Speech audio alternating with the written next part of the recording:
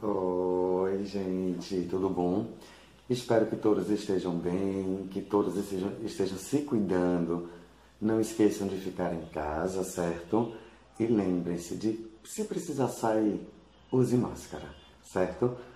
Bom, hoje nós estamos começando um novo módulo, né? Um novo capítulo, na realidade, de redação, tá?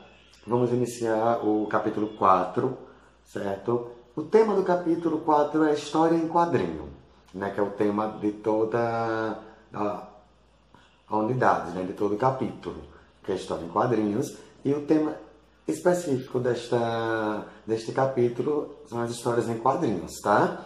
Então vamos começar. Prestem bem atenção para responder as atividades e para poder também se inteirar no conteúdo, tá bem? Ao falarmos sobre as histórias em quadrinhos, lembramos daquelas fantásticas, né, e divertidas, trazidas pelos gibis e tal. Elas compõem o quadro dos chamados textos narrativos, ou seja, é uma história narrativa, é um texto narrativo. O que é um texto narrativo? Que conta uma história que tem os seus personagens, tá?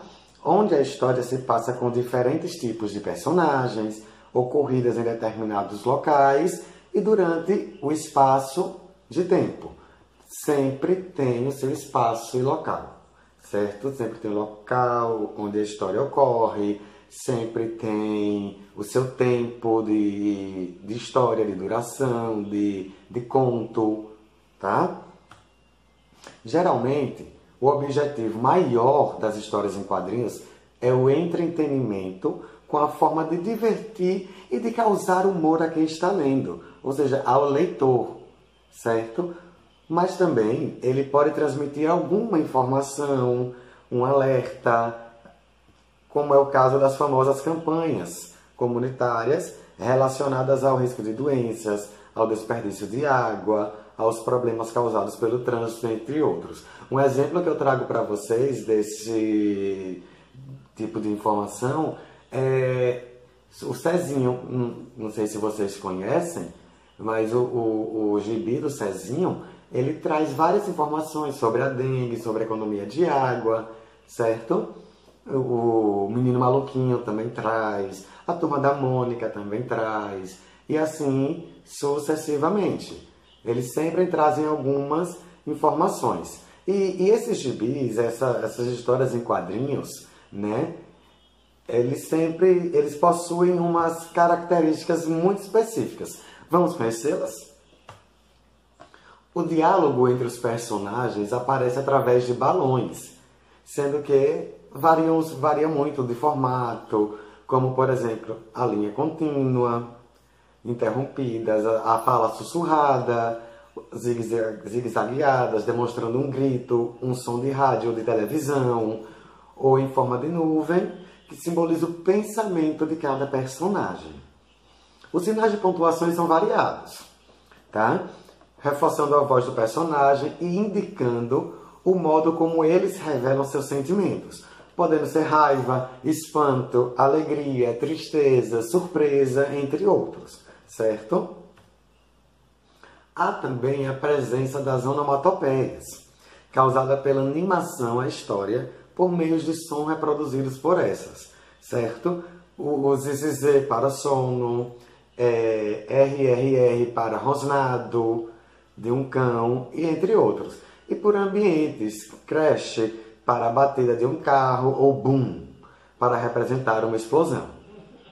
São compostas por uma linguagem verbal e uma não verbal, certo? Fazendo uma associação entre imagens e palavras, procurando facilitar o entendimento do leitor. Ou seja, nós temos a linguagem verbal, que é a linguagem que a gente lê, né? A linguagem verbal é aquela que é falada e escrita, e a não verbal, que é a linguagem das imagens, certo? Isso facilita ao leitor, né, o entendimento e também o entretenimento, certo? Agora vamos conhecer um pouco das duas maiores histórias em quadrinhos que nós temos hoje, certo? Temos a Turma da Mônica e temos o Menino Maluquinho. A Turma da Mônica é uma série de histórias em quadrinhos brasileira, criada por Maurício de Souza, que é cartunista e empresário, certo? Ela foi originada em 1959 em tirinhas de jornal, na qual os personagens principais eram Bidu e Franjinha.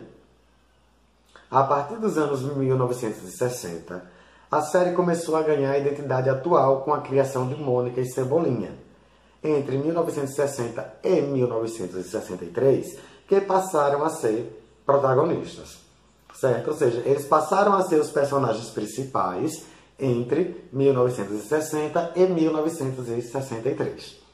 O Menino Maluquinho é uma série de histórias em quadrinhos brasileira, criada pelo desenhista e cartunista Ziraldo. A revista ela foi baseada no livro infantil de mesmo nome, que foi publicado em 1980, que se tornou um fenômeno durante os anos de 1990 e 2000. Inclusive, se tornou até desenho animado, igual a Turma da Mônica também se tornou desenho animado. As histórias em quadrinhos foram publicadas pela Abril e Globo, de 1989 até o ano de 2007. Então, é isso, é uma breve explicação, certo, do conteúdo. Estará disponível na plataforma do Google um slide com melhores explicações para vocês, com texto bem divertido e bem animado, tá bem? Beijo no coração e se cuidem!